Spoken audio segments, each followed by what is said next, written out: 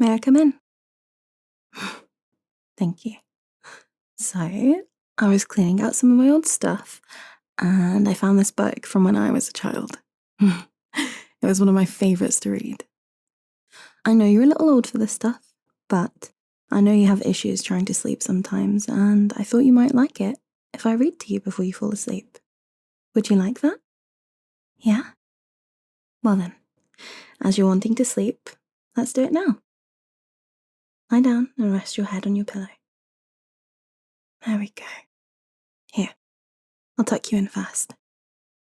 Now, relax and close your eyes for me. There. In all of the annals of fairyland, nothing is more wonderful, and the annals are found in many hundreds of volumes, than the chapter which tells of the reign of the true fairy king Oberon and his beautiful wife Titania, who is sometimes called Queen Mab. Marvellous are the doings of Oberon's little subjects in every land. Good fairies and bad fairies, dwarfs, elves and sprites, brownies, pixies and gnomes, pooks, trolls and kobolds, and Robin Goodfellow. And marvellous are the tales which have been told of them by travellers in the fairy realms. Now, once upon a time, there was sadness throughout the whole kingdom of Oberon, and his kingdom has no boundaries, because of a quarrel which has arisen between the king and the queen. It was a very small matter to begin with, but the king was a king and did not think it consorted with his dignity as such that his will should not be law, while even the lovely Queen Titania thought that even the powerful king of the fairies should give way to her wishes. A small Indian prince, son of a mighty monarch of the East, had been stolen, and a fairy baby left in its place. King Oberon wanted the changeling to be one of the knights of his train, while Queen Titania insisted on keeping him as one of her pages. Long and bitter was the quarrel, but neither king nor queen would give way, and at length they parted, and half the fairies marched off under the banner of the king, and half under the banner of the queen. Now, you know, of course, that it was the fairies that looked after all things. The flowers and the trees, the streams and lakes, the little birds and beasts, and even, though they might not be aware of it, after the doings of many men and women. Thus, when it befell that their king and queen quarrelled, when all the fairies rallied to their separate cause, and everything was neglected, the corn died unripened, the grass withered in the fields, so that the flocks and herds starved, and the summers were cold and wet, and the winters were sickly and mild, and many good men, women, and children lost their tempers and became troublesome and unhappy. They knew not why, and certainly never imagined that it was all because of a quarrel between the rulers of the worldwide kingdom of fairy. For a long time, it seemed as though the king and queen would not be reconciled. When they met, Oberon would say, "I do but beg a little changeling boy to be my henchman," and then Titania would reply, "Set your heart at rest. The fairyland buys not the child of me." And again, the king would say, "Give the boy, and I will go with thee." And the queen would answer, "Not for thy fairy kingdom." Luckily, Oberon, by means of his fairy arts, was finally able to win his way and gain the little changeling for his retinue. The king and queen were reconciled, and all the fairies returned to their happy work. The crops and grass revived, flowers bloomed everywhere, the birds sang. Summer was once warm and sunny, and the winters once more white and frosty, while men, women, and children suddenly regained their good tempers, knowing as little why they did so as why they had lost them. All the world was indeed once again bright and happy as it should be. Great was the rejoicing throughout the realm of fairyland, and greater still it became when King Oberon summoned to his court all his subjects from all parts of the world to celebrate the reconciliation. Quick as though his wish was made known by Ariel and Puck, his ready messengers, and at once all the little people were hurrying to obey the monarch's behest.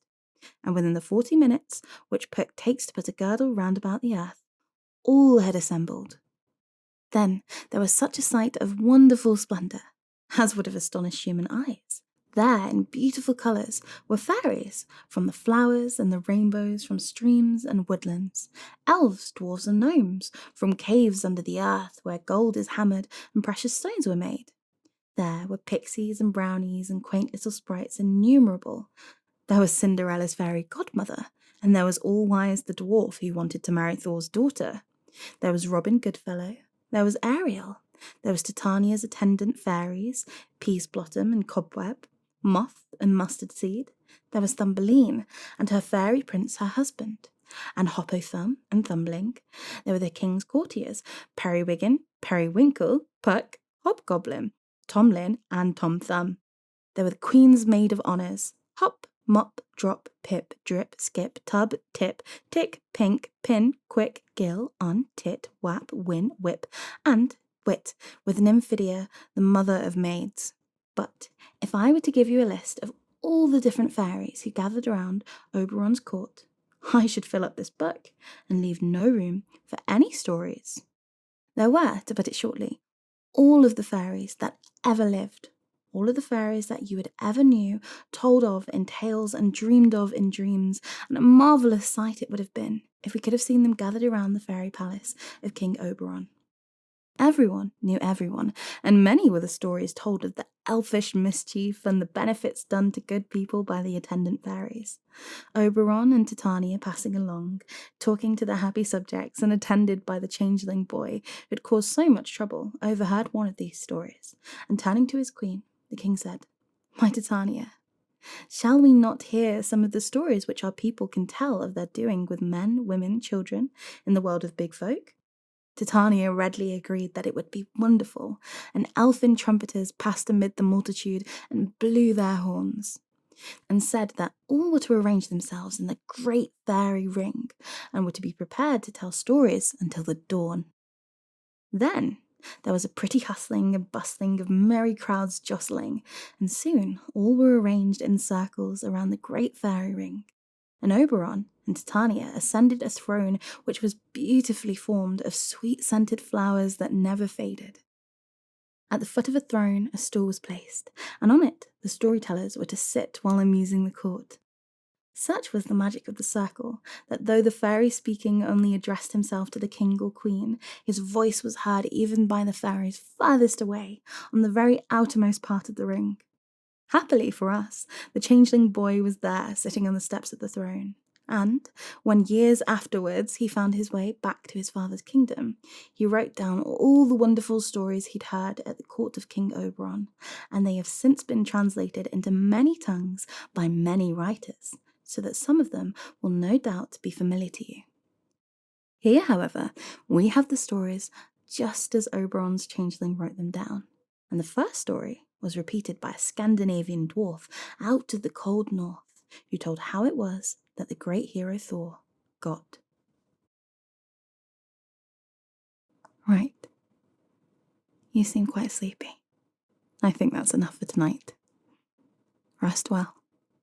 Good night.